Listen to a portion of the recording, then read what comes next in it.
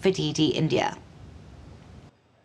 And we're going to be joined by a guest, Pinakaranjan Chakrabarti, former secretary in the Ministry of External Affairs.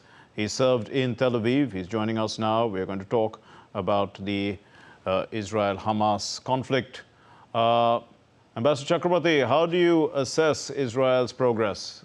This is an asymmetric battle with terrorists. Well, yes, because any battle with terrorists or insurgent groups is asymmetric. But Israel has a huge problem and a dilemma because the hostage issue is coming center stage, apart from the fact that the longer this war continues, then the impact on the geoeconomic situation, as your reporter said, about oil prices and things like that, is going to affect almost all countries.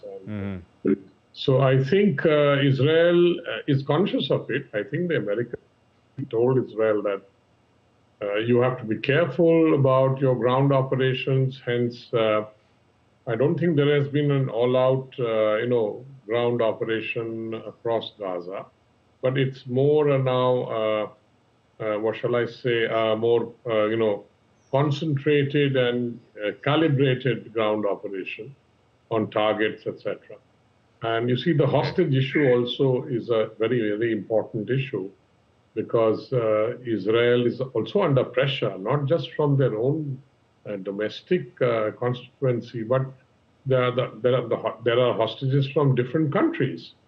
And those countries are also, telling Israel that, look, we want the hostages to be returned alive. Right. And that gives a huge leverage to the Hamas in terms of, so some negotiations in the background are going on about the hostages. And therefore, Israel will probably be a bit constrained about what they do, because if the hostages, if they attack Gaza in a all-out thing, then the hostages might all get killed. Yes, because they're all being requested. But Ambassador Chakrabarti, Israel is disputing the number of civilian casualties. These figures are being given by the Gazan authorities, 8,300 plus. Israel says this is a highly exaggerated number. Do you think Israel is taking care to minimize the civilian deaths? We know that they're just warning people to move out. Is that enough? Well, they have done that, warning people to move out. But then that's an easy thing to say because people cannot move out so quickly. Where do they go? They have to have some place to go to. And some people have moved out. And Israel might claim that, yes, it has asked the civilians to move out and then say it's not our fault if the civilians are killed. But okay, in every war there are civilian casualties, and there is, apart from the actual hot war or the firing of bullets, etc., or rockets or whatever, there is this propaganda war also going on. Yes, yes. So, in today's world, social media, etc., carries a lot of footage on which supports one side or the other.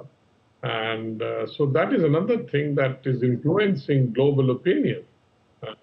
And Israel has to be cognizant of that.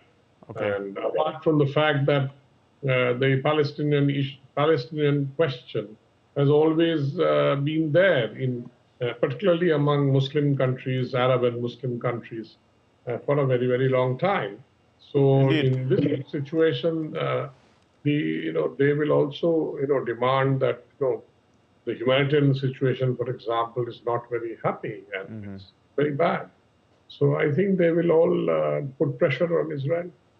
But how deep-rooted do you think Hamas connections are? Because Hamas itself, you did talk about the resistance in a sense. In Arabic, it basically is an acronym for Islamic resistance movement. They are being supported by Islamic Jihad. They are saying so already on the ground. But how long drawn out do you think this conflict is going to be with all this kind of support? Hamas is an offshoot of the Muslim Brotherhood, and their philosophy, etc., also like Islamic Jihad, etc., is aggressive in the sense that they want to fight. They want to do jihad against whatever their objectives are, and they have the backing in many ways of many countries in the Islamic world, Muslim countries. It's become a kind of a Islamic issue and a Muslim issue, that Palestinian issue. And so the religious dimension and the faith-based dimension has also been injected in it. Apart from the long history of who was there first, if you go back to in history as to King David and things like that. So there is this huge complex issue of history.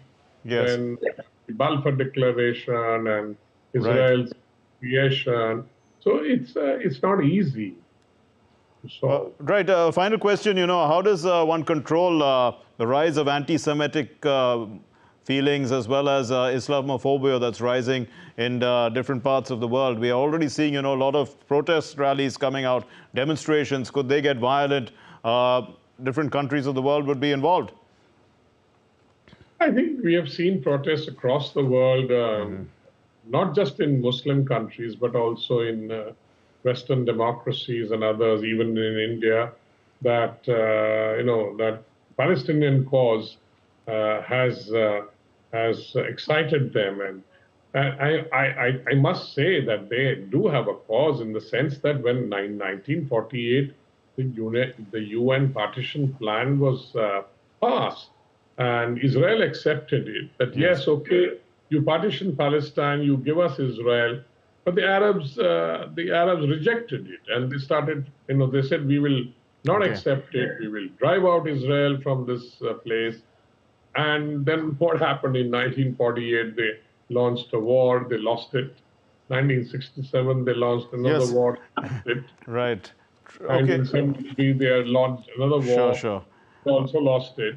So then they came to realize that Israel is a reality. So there was they should have been adjusted. Sure, we leave it there, Ambassador Chakrabarti. We've run short of time. Thanks very much for joining us and putting this into context for us. Well, moving on to our next story.